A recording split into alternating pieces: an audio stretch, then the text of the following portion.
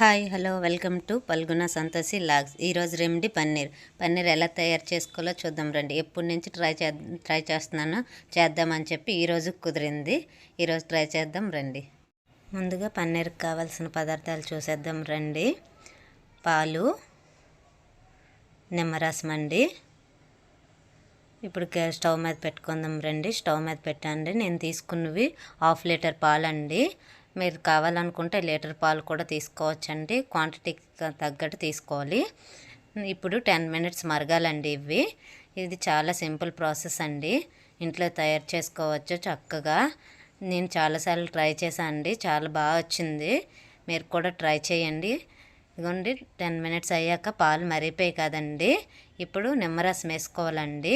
10 minutes అయ్యాక నేను 1.5 spoon నిమ్మరసం వేసానండి. ఇంకా ఎక్కువ నిమ్మరసం వేసుకున్నా సరే పులుపు అయిపోతుందండి. అందుకని చెప్పి 1.5 స్పూనే వేసానండి. మీకు ఏమైనా రెసిపీస్ కావాలనుకుంటే నాకు మెసేజ్ చేయండి, నేను ట్రై చేస్తాను. ఇప్పుడు దగ్గర అవ్వాలండి. నిమ్మరసం వేసుకున్న తర్వాత కూడా 10 మినిట్స్ అవ్వాలండి. 10 మినిట్స్ అయ్యాక అక్కడ దగ్గరగా అయిపోయిన తర్వాత ఇప్పుడు మనం ఒక దీంట్లో వేసుకోవాలండి. చూడండి చాలా చక్కగా కనిపిస్తుంది. ఎందుకంటే బయట తీసుకున్న కన్నా ఇంట్లో చేసుకుంటే క్వాంటిటీ కూడా చాలా ఎక్కువ వస్తుంది అనమాట. బయట కొనుక్కున్నా సరే ఏం బాగట్లేదు పన్నీరు. ఇంట్లోనే చాలా వరకు ట్రై చేస్తున్నారు అందరూ. మీరు కూడా ట్రై చేయండి. రసంకి బదులు వెన్నెగరైనా పెరుగైనా వేసుకోవచ్చండి.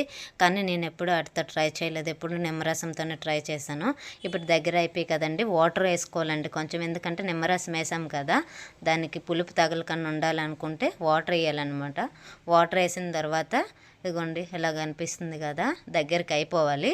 దగ్గరికి అయిపోయిన తర్వాత స్టవ్ ఆఫ్ చేసుకోవాలండి. స్టవ్ ఆఫ్ చేసుకున్న తర్వాత పక్కన పెట్టుకోవాలి. పక్కన పెట్టుకున్న తర్వాత ఒక బౌల్ లాంటిది తీసుకోవాలండి. నేను ఒక బౌల్ తీసుకున్నా అండి.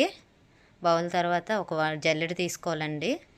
జల్లెడ తీసుకొని దాని మీద ఒక క్లాత్ పెట్టుకోవాలి. క్లాత్ పెట్టుకున్న తర్వాత ఇప్పుడు దాన్ని ఇందులో వేసేసుకోవాలండి.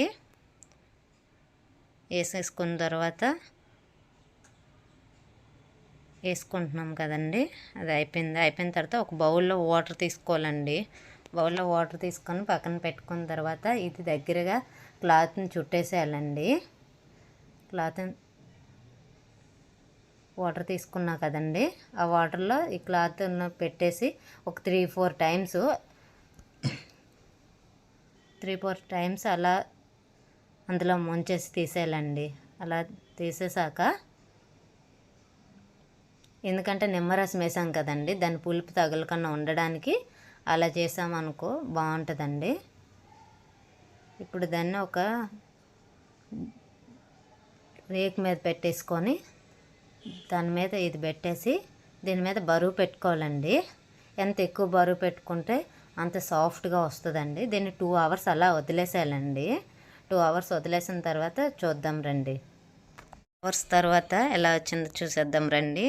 చాలా బాగా వచ్చిందండి, సాఫ్ట్గా చాలా బాగుంది. ఒకసారి మీరు కూడా ట్రై చేయండి. వీడియో మీకు నచ్చినట్లయితే please like, share, subscribe to my channel. Thank you for watching.